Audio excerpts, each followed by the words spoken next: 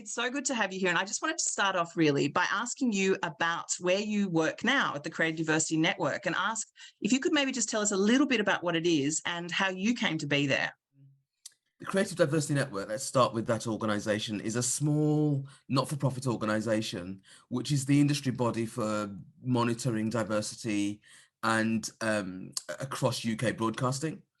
So we collect data, we publish data, we share analysis and understanding of what the demographics are around 6 protected characteristic groups based on the Equality Act of 2010 here in the UK. But also what we do is use that data and that evidence to build initiatives, build programs, and advise our members who are the UK broadcasters, production community, training community, on how best to make build initiatives and build and create transformative change. So transforming the industry as opposed to small short-term wins. How I got here, well, it's a long story, but I'm going to keep it really short.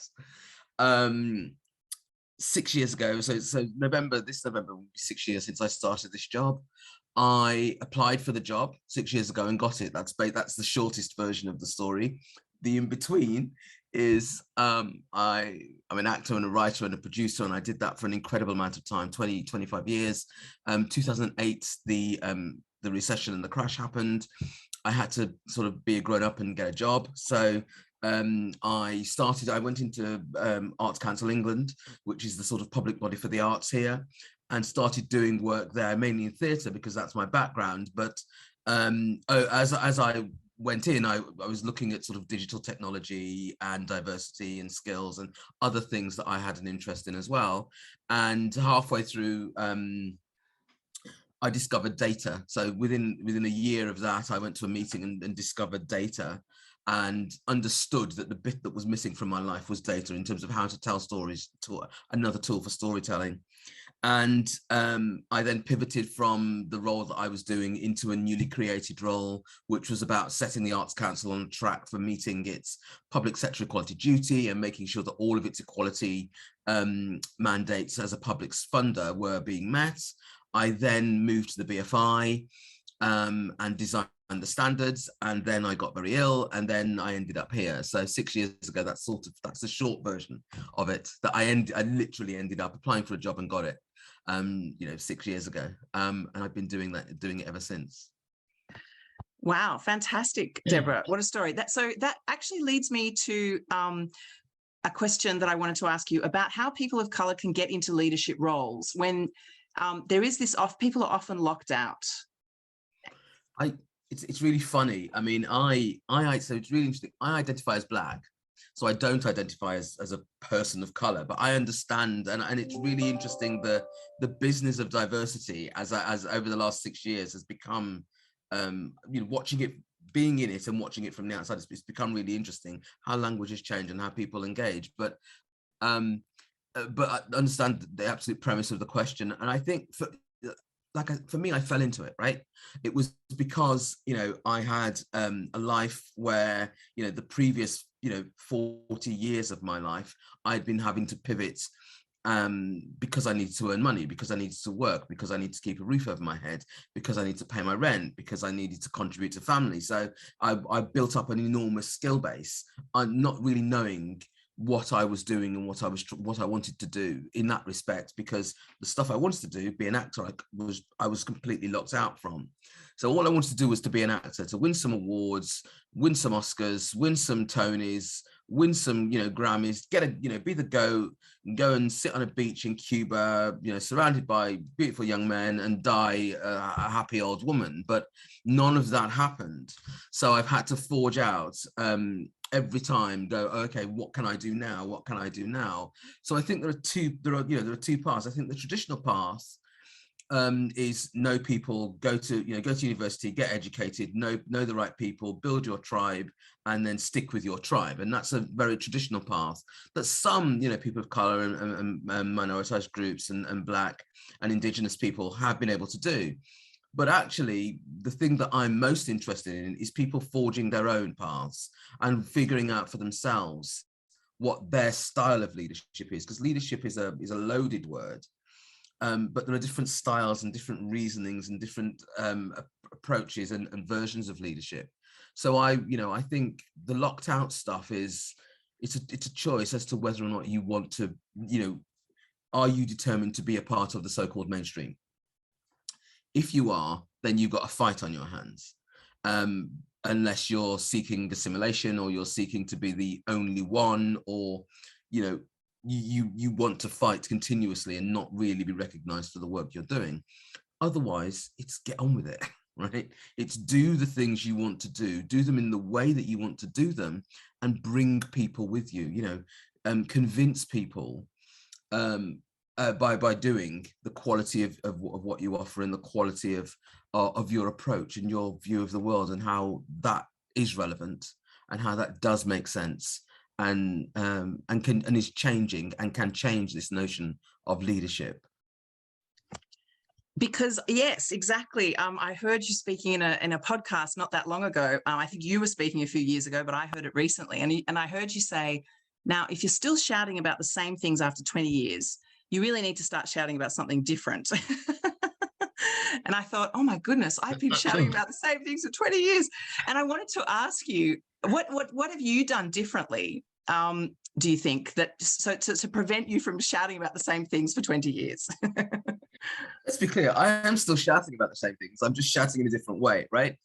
So first of all, is to pivot, is that ability to pivot and to change perspective, to grow and learn. When I started, I was adamant that I was an actor, and I still am an actor, but I perform in different ways. Performance is very, can be very different, and there are different ways of performing that make sense and that can help and that can do all sorts of different things. So, but what I'm doing differently, in particular in the role I've got at the moment, is I'm using all of my acting skills to run a company. So I run the company like a theatre company or a production company, right? That's how I run the business. And there is a director or an executive producer, but there is a goal. Beyond that, there is a goal. And everybody is focused on that goal, delivering a show, delivering a film, making an event happen, whatever it is. And everyone's contribution is valid, and everyone is there for a reason, because of the skills they bring. The skills they have are skills that are required in order to make the goal work and make it happen. Now, sometimes that's great and everything's wonderful and everyone gets on, like in a rehearsal room, and sometimes in a rehearsal room, and as in pre-production and production, things don't necessarily go right. But if the ability to navigate that, the ability to talk people through that, the ability to make sure that everybody understands that if you say no, there's a reason behind it. If you say yes, there's a reason behind it. But it all feeds into the same thing. So the three words that I work by are open, honest, and transparent, which frightens a lot of people as well, because if somebody asks me a question, I give them an answer. And most of the time, they don't actually want an answer. They want reassurance, or they want something else. So for me, finding the balance in that is tricky at times, because my instinct is, you ask me a question, I give you an answer. And it's quite transactional in that way. But apparently I'm quite charming. People find me charming. So it's a skill I never knew I had. So it's a skill that I've tried to massage and make work a little bit more. But those sorts of things are ways that I think are all of that comes from being an actor. All of that comes from being a performer. And all of that is fed into running a business. Absolutely. We should have more actors running businesses. Fantastic. So look, as you know, Deborah, we've been meeting here for the last sort of 12 weeks, and we've got a lot of people from the screen industry here. And one of the main questions we've been really addressing, I wanted to ask you, is what can organisations in the screen industry do to make change in terms of diversity, equity, inclusion? Get out of the way is the first thing, and it's that simple. If you are serious and genuine about it, then you cannot be the solution. right? You cannot be the whole solution. You can be part of it. But what it means is when opportunities come, you make them available to everybody. When opportunities come, you look for and you seek out people that you've never sought out before. The problem with that, of course, is that it can be tokenistic, and it can be grabbing at the first, non-white person or disabled person or whatever that you can find. So the other half of that is about your approach and your belief, and whether or not you're genuine about it. If you're not genuine about it, and this is the way it's going, then I would challenge anybody to question why they're working in these industries, in particular the screen industry. If you're not genuine about storytelling, narrative, everybody being able to tell stories and engage in that way, then I would question why you're working in this industry, beyond a job that pays you.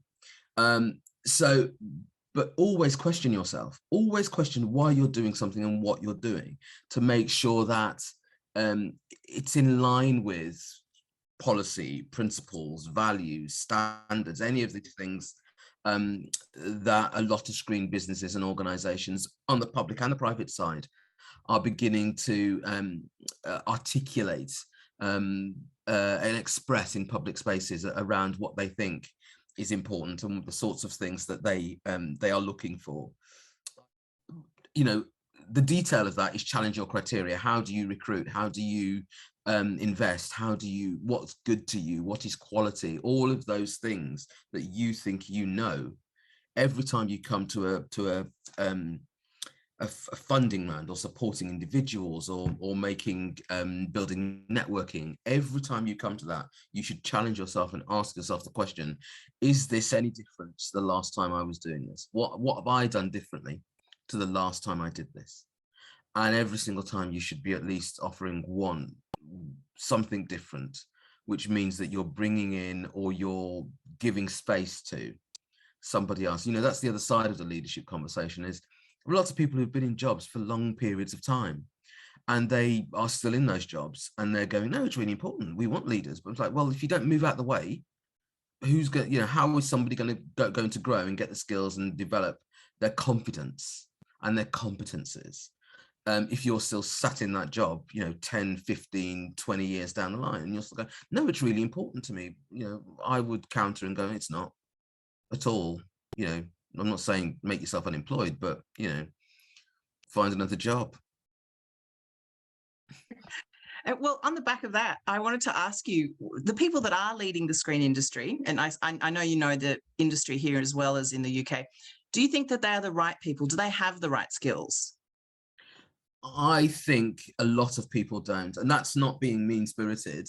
That's sort of, the idea of an inclusive industry is quite a new one in terms of, the business of. It used to be a nice to have, and it used to be something that people would say that they would, we would allow people in.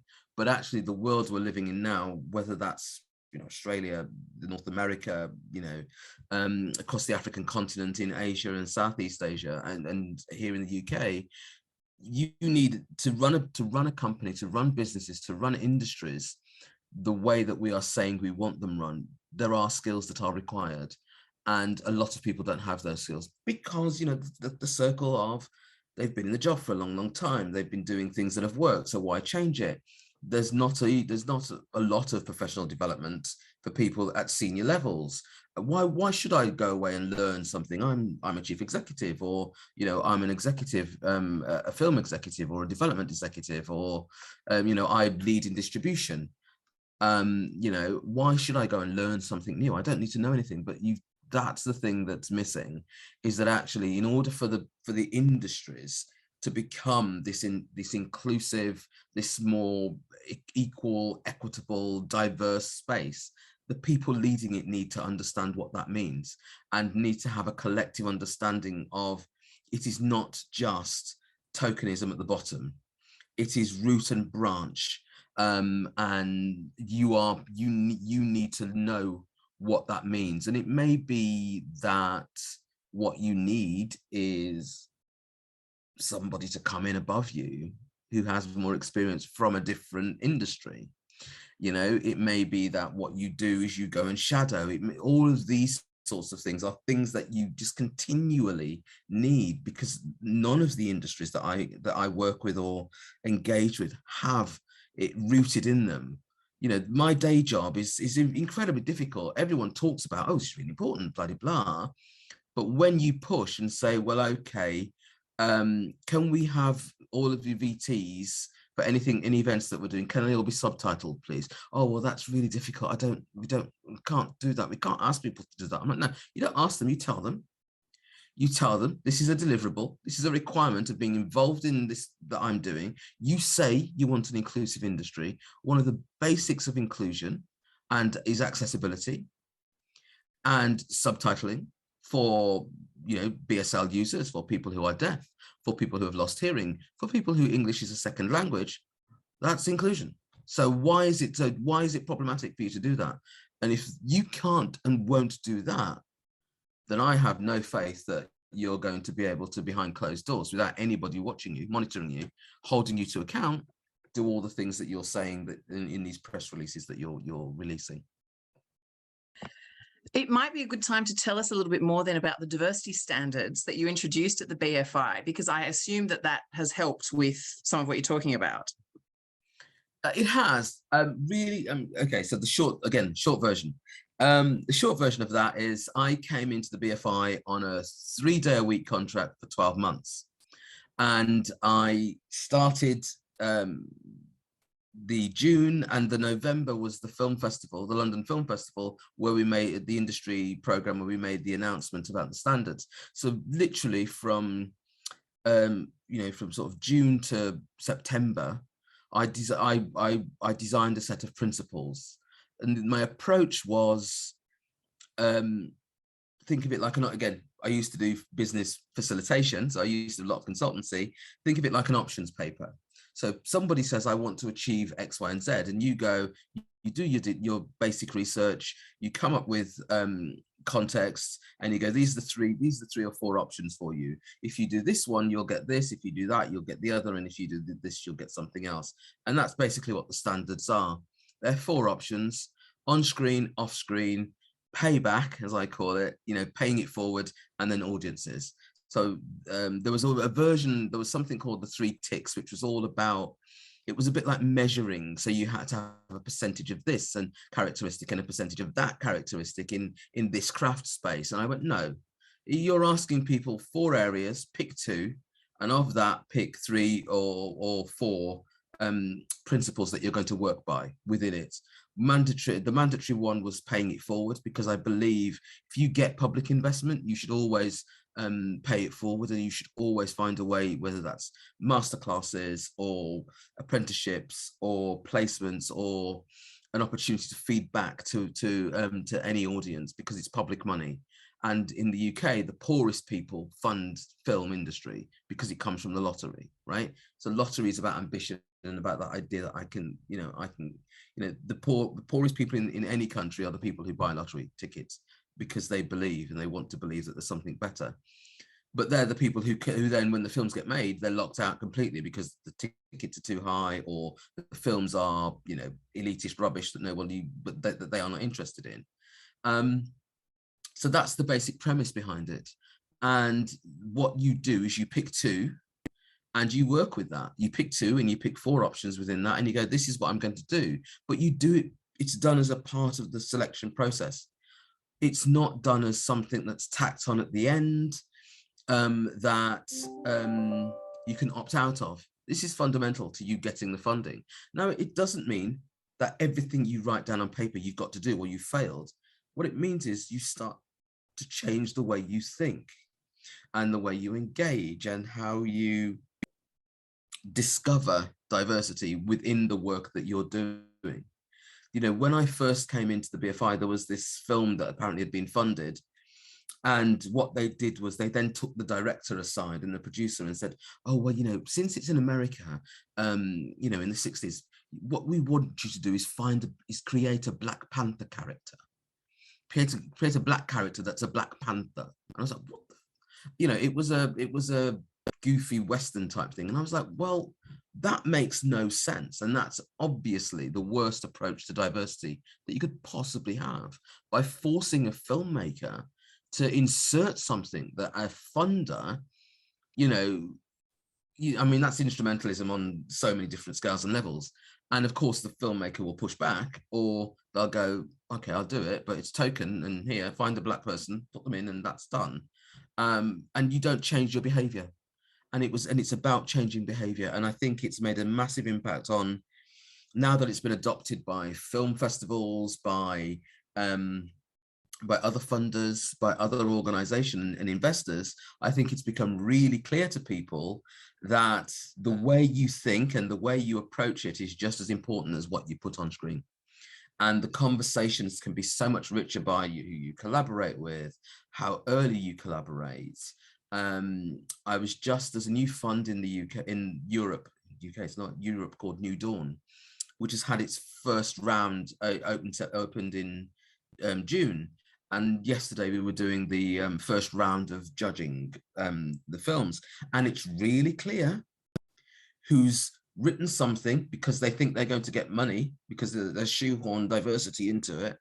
And then it's really clear where the nature of how you work, how they collaborate, who they've been talking to, how the aesthetic of the film, all of that is fed by, we've sat around with a group of weird people and we've all gone, yeah, this is really cool. And this might make sense. And kind of doesn't matter if no one else wants to watch it, because we want to watch it, as all the great directors have said, all the great boy directors, all the great white boy directors in North America and in this country and wherever have all gone, well, I don't make films for anyone else. I make a film that I want to see. Quentin Tarantino, Martin Scorsese, Stephen King, Spielberg, they've all made these, going back to Cassavetes or Orson Welles, they've all made these films that they want to see. And it turns out, so do lots of other people. So there's no reason why having diversity at the center and having that front and center and being proud of that, why that shouldn't be a way of doing things. And I wanted to ask you a bit more about that, about identifying the best talent, because, as I said earlier, there are a lot of artists that are, locked out. But do you think that the tools, the old tools that we use to identify talent, do you think they're the right tools, or do we need new tools? What are the best tools for identifying talent? The best tools for identifying talent are going to see people, right? Seeing people's work, talking to them, engaging in conversation about what inspires and what excites them.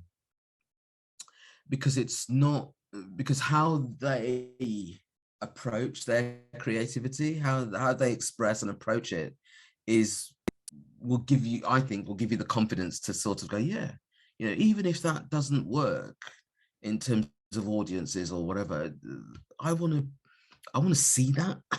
I want to see that. And a lot of the tools that have become not necessarily old and outdated, but they've become, the balance has tilted the other way. So a lot of the tools are, do you get into a festival? How much money can you get from investors? What sort of audience development can you get? What are your pre-sales on distribution? If there's a film, there's a film I want to make, which is about 1969, but it's from a disabled perspective, right? So it's about the summer of '69, but the birth of disability, right? All framed around Woodstock and the Manson murders, and all sort of within that year. That year was quite a massive year. Apart from anything else, end of a decade, end of a way of being for a lot of people in terms of post-war, especially in Europe and the Caribbean. So it's that's the story I want to tell. But I want to tell it as a musical. And I don't think anybody would say, yeah, there's a massive audience for that. And I don't think I don't think, people go, yeah, no, we pre-sales on that, we can hit 1 million on distribution easy, no problem. They'd sit there and go, this is fantastic. Yeah, no, we investors, look, it's the budget is 5 million. UK, but look, already we've got investors sitting at 3.5 million. I don't think, based on that log line, anyone would invest. But that's not just, I think that's going to be a really good show. And at some point I'm going to make it, whatever, right? But without having that conversation, understanding that the imbalance is there's no money to be made, nobody wants to see it. Really? I don't understand the story. But they understand the story of Avatar. I'm like, really? I don't understand the story of Avatar or Minions. Or just on the question of the talent. So, I mean, a lot of artists of color, you know, as we said, can be locked out. So how do we know if they're at the top of their game, if they haven't actually been supported with the same legs up and means of production as many white artists? How do we know that they're... We don't, right? One of the things that, you know, that you do that I think people have stopped doing that they need to do is watch stuff, right? It is really, really important that you go to theaters, you go to art galleries, you look at games. You know, the industry, screen industries, television and film are really happy to watch TikTok or YouTube, but, you know, or influencers, but they won't watch artists. They won't watch creative, they won't discuss and look at creative process. So that's the difference between the two. And I think much more going on spec to see things, because you don't know if an artist is at the top of their game, because you know, careers are truncated. And especially now, I went to see a friend's show at the Edinburgh Festival last week, and she said to me, "Oh, I spent 3 years putting it together." I'm like, you need a bit longer. But you know what I mean? But not being vicious, but because she was trying to, as a freelancer, she was producing, she was writing, she was performing. But it's a fantastic concept. It was, you know, it was called Toi, and it was about so, you know, a trigger warning for anybody within the space, but it was about domestic violence, and it was about how, you know, a writer and a visual artist came together at a retreat and telling each other stories, because it, you know, because of that the trauma that comes from telling your own story over and over again, which a lot of people, you know, people of color and Black and minoritized people are constantly made to do, to validate and to justify them being presented in a mainstream space, a so-called mainstream space. So what they did was they swapped stories. So she was telling this artist's story, and the artist was painting her story live every night on stage. So there's something in there, and it's really interesting. But of course, the writing and the directing needed work. But she only had 2 weeks to put it all together. So of course, there were holes in it, but there are holes in, there are so many films that I can see that I watch where I'm like, how did this even get past, first read, a table read? I think, again, it comes back to what I was saying before, that people don't know what an inclusive industry is, what inclusion is, and how to, the weighting of quality, of production values are all wrong. There will be inevitably people who they know, people who present the world that they know, will be seen as more relevant and more experienced and a better offer than a world that they don't know and people that they don't know. And the scrutiny is it's, the scales are way wrong on that as well when that happens. I mean, there are so many films or books that I've read, or not read, bought. I bought a book and gone, oh, this is a great book, you should buy it. All the reviews are fantastic and everything, and from people that you trust and respect, the London Book Review and review of books and all that. And you read it, and I can't get past the first chapter, and I'm like, I just give it away to someone because I'm like, I've got no idea what this is meant to be. Or sit through a film and I come out at the end of it and go, that's 2.5 hours I'll never get back. But somebody has thought that that's amazing. So the one thing that nobody talks about in all of this, whether it's in data, in evidence, in investment, in public development, R&D, is taste. The taste of the person who makes the decision is really important, and they pretend it's not. So if you're going to do anything different after listening to me rant at you on a Friday afternoon as our summer ends and your summer begins, think about taste. Think about what you like versus what you don't like. And again, invest in and go and watch and go and see things that you don't like on paper, because that will encourage you to really, really dig deep and think and beyond the superficial of what is good and what isn't good. So we've got a question, long-time admirer of Deborah's, leadership question, working towards transformative change. Can you please share examples of best practice programs? So we work with research, right? So we have a research partner that we work with, and they are based at the University of Glasgow.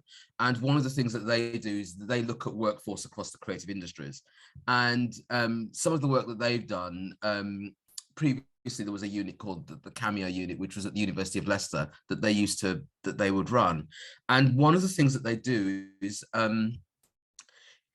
really think about identifying what works on a local level, and encouraging us, which is, you know, the work we did, for example, around disability that we've just done, this program called Doubling Disability we just finished. We started with research design. We then went into, you know, traditional surveys of the industry and disabled people working in the industry to find out what the challenges were. You know, there were 10 recommendations that came out of that. And then it was design a program of work. So it's not short-termism, right? So the things that are not short-term, they are not, you know, piecemeal. So it's not one person here, one person there. It's very much looking at how an industry works and the points within that industry for scale, for repeating, and for disseminating and sharing information. The television in particular hates talking about what's worked and what's not worked. They don't do evaluation. So the things that we're trying to do is evaluate things when you've done them, find out what in something worked, and if you can replicate that and scale that. If it didn't work, throw it away, and be clear about why it didn't work, and make sure that you're confident around that.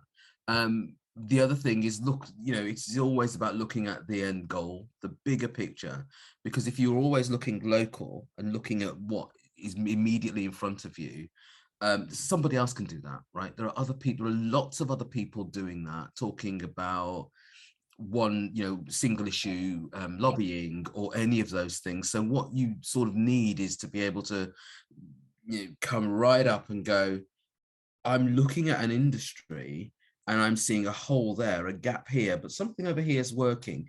How can I bring that bit into this bit? And, you know, what are the holes, and who are the people that are working either within the industry that are not seen, or without the industry that are achieving things, and how can we work to bring that together, to bring that into what we're doing? So collaboration, scaling, repeating, evaluating work, looking at things from an industry perspective, and getting away from short-termism are some of the things that about transforming, because transformation, and the other thing about transformation, you won't see it, right? Don't stop looking for it, because you won't see it. It'll happen. It will suddenly have, you'll turn around and you'll go, oh, hold on, there are lots of people here now surrounding me that were never here before. And hopefully that will mean that you can then go, oh, okay, so I've done that little bit, so I now need to move on, because hopefully they'll come with the same sensibilities, and they won't be tarnished, and they will keep working with that and bringing it forward. So it's never ending, but you can also can't see it. We've got a comment here. Many artists use TikTok and YouTube these days to showcase their art and become influencers in their own right. TikTok and YouTube platforms provide a space for artists, filmmakers of colour who are normally excluded from mainstream. People are willing to consume where they see they are represented authentically. Just a comment. I mean, I don't know if you had anything you wanted to add to that. I mean, they do, but of course, they also create bubbles, right? So they also create bubbles. You'll see, that's the whole conversation around, about algorithms and how algorithms work, and how you are sort of led into tunnels of replicating self. So that's where the taste thing comes in, because if you're looking for Black artists or artists of color or whatever, then that's what you're going to get fed. But if you're looking for somebody who makes, experimental theatre, or there's a woman here, Maria Ashodi. I don't know if you know her, but she runs a company called Extant, and she's a visually impaired writer director. And now, interestingly, she's considered not mainstream because her work is experimental theatre, right? But if you look at experimental theatre, everybody's like, well, she did Chairs by Ionescu with a blind cast, right? So you've got a stage full of chairs with blind people walking around, and and you go, how is that possible? But that's because that's experimental theatre, right? But she's a mixed race, disabled, visually impaired woman, of a certain age, who's running a theatre company, and nobody pays any attention to her because it's not perceived to be mainstream. What was her name again, please? Maria Ashodi. She's a mixed Nigerian heritage, but her company is called Extant, Extant. Fantastic. Yes, and they're doing some amazing work. I'm going to look them up. We've got one person asking about any book or article recommendations. Oh, see, I avoid those sorts of things because of what I've just said, and what I said previously. People make recommendations and then they go, "What the hell?" Goodness, I mean, I have to say, I haven't read. I used to. Part of my job was reading things a lot. I haven't read anything for a long time. I mean, where my interest lies now is reading research reports, right? So it's reading people's reports on research that they've done around change, around confidence, around the climate emergency, all those things. I'm interested in what an impact. So some work I'm looking at is a piece in Europeana, which is sort of European space, where they're looking at how you evaluate impact of creative work, because one of the things that and they're looking at it from a slightly more collective and collaborative perspective, as opposed to box ticking at the end of a process. So how do you build evaluation into so that you're making an impact and what sort of impact you're making? So the Europeana work is quite good, and they've done it in phases. I think they've just released phase 4 in terms of it's an online document that you can access and think about. And I would encourage investors and funders to look at that, because that you can set your metrics at the top of a project and use it to manage and monitor yourself and hold yourself accountable, and then at the end of the process share it. Well, yeah, because we've got a question here. What are your thoughts on screen agencies collecting diversity data from applicants, and what is best practice for doing this, e.g. transparency? Best practice is do it at the beginning of the process. Don't get tied up in knots about it being, about having percentages of, because whilst it's really important to collect that data, what's more important is that people are given opportunity. So for me, the best way to use it is to measure how many people come in, make applications, and then how many people get funded, and what percentage of those people get funded, and the levels of funding and investment that they get.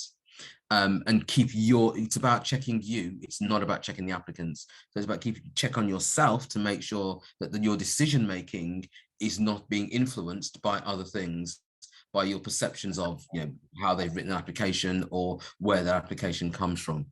It's really important to look at who you're reaching and who's coming to you, and then who you are engaging with and investing in.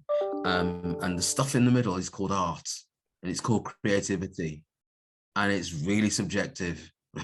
Got a question about marginalized artists and screen practitioners. How do they sustain their practice in the long term? Do you have suggestions for combating burnout for racialized people in the sector? Yeah, don't do what I do, because I do. Yeah. Not a good person to ask that question. No, I don't have a way of. It's odd. I mean, I do and I don't. Okay, so I use reflection quite a lot. When I used to make work properly, I used to have a mourning period, right? So when a show would finish, I would have like a 2-week a 2-week mourning period where I just come to terms with the loss, as it were, of that life. And I found that really, I didn't know this until I became old and I had anxiety issues, but I didn't know this, that's what I was doing, was coming to terms with it and reflecting and getting used to the idea that something worked, something didn't work. And when I first started therapy, that's what my therapist said to me. He said, "You've got this coping mechanism already. You just don't know it because you know the incident that happened was took me so far down that I didn't realize that I would or could come back." So, you know, I'm not averse to therapy. I'm not averse to well-being. I'm not averse to crystals. I'm not averse to tarot reading. You know, my way of doing it is partying. The way I used to do it was to party. I used to drink a lot, have a good time, have a lot of sex, enjoy my life, enjoy stuff. And it's like, yeah, great, it's over, done with, you know. Well, you do come from theatre, so. Exactly, darling, right? Why wouldn't I, darling? That's right, darling. But I think the other way is to protect yourself. Is the thing I learned in all of that was to protect my ideas, and to protect my ideas and to celebrate myself. That's the thing I'm just learning, is to actually, you know, this notion of leader. I don't know what that is, but apparently people think and see me as that. So I'm like, okay, well, I lead an organization. I lead in this area. I lead that, but acknowledging that within yourself and finding peace within yourself, because, you know, it is terrorizing as an individual artist out there, and it takes so much out of you. And if you don't find ways to protect yourself, then, you know, meditation, all those sorts of things, which are, you know, and switching off, you know, I don't have family, you know, I don't have children, all the rest of it. So, you know, if you've got family, then that becomes something really important that you do. You know, I have a nephew now, he's 10, and, you know, when I really want to switch off, I leave London and I go and see my nephew in the north of England, and just a half an hour with him, or, you know, half a day with him, picking him up, watching his response to me when he comes out of school and sees me there, to, you know, just going out, he knows that he'll get something nice to eat because I'll take him out for somewhere nice to eat, and he knows he'll get to stand on my stomach, which he calls his big pillow. And everyone else in the world just says I'm fat, but to him, I've got a big pillow that he can stand on. So, you know, I feel better from it. I feel better, you know, when I do that, and I don't have to worry about, you know, the 2,000 unread emails that I've got in my inbox. Deborah, I'd like to say thank you so much for coming and for sharing your time with us. It's been absolutely magnificent.